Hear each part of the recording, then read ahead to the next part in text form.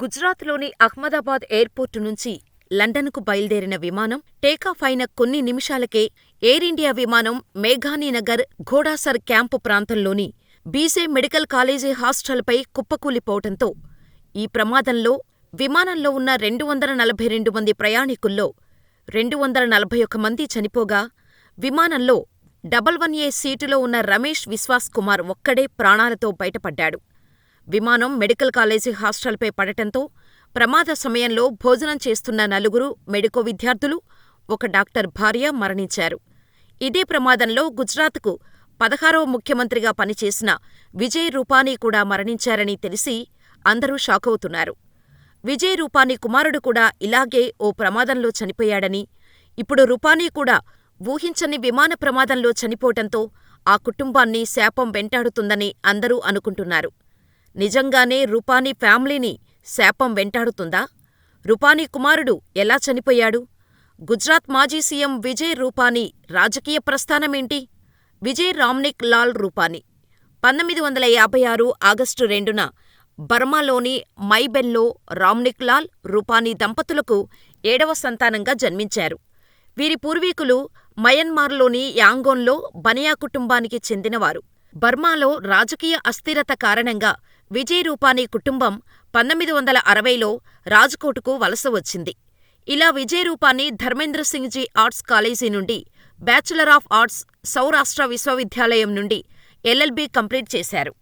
BJP మాతృ సంస్థ RSS, BJP అనుబంధ సంస్థ ఏబీవీపీలో విజయ్ రూపానీ కార్యకర్తగా తన జీవితాన్ని మొదలుపెట్టారు. 1971లో జనసంఘ్లో సభ్యునిగా చేరారు. ఇలా భారతీయ జనతా పార్టీ స్థాపించిన మొదటి రోజు నుండి పార్టీలతో మంచి సంబంధాలు కలిగి ఉన్నారు రూపానీ.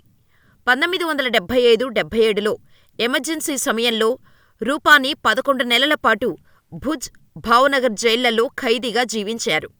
1978 నుండి 1981 వరకు ఆర్ఎస్ఎస్లో ప్రచారకగా పనిచేసిన ఆయన 1987లో రాజ్కోట్ మున్సిపల్ కార్పొరేషన్ కార్పొరేటర్గా ఎన్నికయ్యారు. ఇలా రాజకీయ ప్రస్థానాన్ని ప్రారంభించిన రూపానీ 1988 నుండి 1996 వరకు ఆర్ఎంసీ స్టాండింగ్ కమిటీ చైర్మన్గా బాధ్యతలు నిర్వహించారు.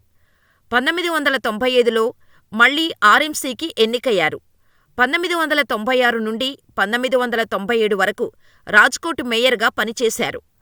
1998లో బీజేపీ గుజరాత్ యూనిట్ ప్రధాన కార్యదర్శి అవ్వడమే కాదు, చైర్మన్గా కూడా పనిచేశారు. 2006లో గుజరాత్ పర్యాటక చైర్మన్గా నియమితుడయ్యారు. ఇలా 2006 నుండి 2012 వరకు రాజ్యసభ సభ్యుడిగా ఉన్నారు. గుజరాత్ బీజేపీ యూనిట్లో 4 సార్లు జనరల్ సెక్రటరీగా పనిచేశారు. నరేంద్ర మోడీ ముఖ్యమంత్రి పదవిలో ఉన్నప్పుడు 2013లో బీజేపీ గుజరాత్ యూనిట్ ప్రధాన కార్యదర్శిగా, గుజరాత్ మున్సిపల్ ఫైనాన్స్ బోర్డు చైర్మన్గా పనిచేశారు. ఆ తర్వాత కూడా వచ్చిన ప్రతి అవకాశాన్ని ఉపయోగించుకొని అంచెలంచెలుగా ఎదిగారు. 2014లో వాజుభాయ్ వాలా రాజ్కోట్ వెస్ట్ ఎమ్మెల్యే పదవికి రాజీనామా చేయటంతో విజయ్ రూపానీ బీజేపీ తరపున ఆ స్థానం నుండి ఉప ఎన్నికల్లో పోటీ చేసి భారీ మెజారిటీతో గెలిచారు. ఇలా నవంబర్ 2014లో ముఖ్యమంత్రి ఆనందీబెన్ పటేల్ మొదటి కేబినెట్ విస్తరణలో రవాణా, నీటి సరఫరా, కార్మిక, ఉపాధి శాఖల మంత్రిగా చేరారు. ఫిబ్రవరి 2016 నుండి ఆగస్టు 2016 వరకు గుజరాత్ బీజేపీ అధ్యక్షుడిగా పనిచేశారు. ఆనందీబెన్ పటేల్ రాజీనామా చేసిన తర్వాత విజయ్ రూపానీ ఆగస్టు 7, 2016న గుజరాత్ ముఖ్యమంత్రిగా ప్రమాణ స్వీకారం చేశారు. 2017 గుజరాత్ శాసనసభ ఎన్నికల్లో రాజ్కోట్ వెస్టు నియోజకవర్గం నుండి ఇండియన్ నేషనల్ కాంగ్రెస్ అభ్యర్థి ఇంద్రనీల్ రాజ్యగురును ఓడించి గెలిచారు. 2017 డిసెంబర్ 26న రెండోసారి ముఖ్యమంత్రిగా ప్రమాణ స్వీకారం చేశారు. ఈ టైంలో నితిన్ పటేల్ ఉప ముఖ్యమంత్రిగా ఉన్నారు. ఇలా రూపానీ సీఎంగా ఉన్న టైంలో గుజరాత్లో 6000 గ్రామాలను డిజిటల్ హైవేతో అనుసంధానించారు. ఉజాలా యోజన కింద ఎల్ఈడీ బల్బుల ధరలను తగ్గించారు. 2021 సెప్టెంబర్ 11న ఆయన ముఖ్యమంత్రి పదవికి రాజీనామా చేశారు. దీని తర్వాత భూపేంద్ర పటేల్ ముఖ్యమంత్రిగా నియమితులయ్యారు. ఇక విజయ్ రూపానీ అంజలి రూపానీని వివాహం చేసుకున్నారు. ఆమె బీజేపీ మహిళా విభాగంలో సభ్యురాలు. వీరికి 3 పిల్లలు. కుమారులు రుషభ్, పూజిత్, కుమార్తె రాధిక. కాగా చిన్న కుమారుడు పూజిత్ ఒక ప్రమాదంలో మరణించాడు. దీంతో పూజిత్ మీద ఉన్న ప్రేమతో పూజిత్ రూపానీ మెమోరియల్ ట్రస్టును దాతృత్వ కార్యకలాపాల కోసం స్థాపించి సమాజసేవ చేస్తున్నారు.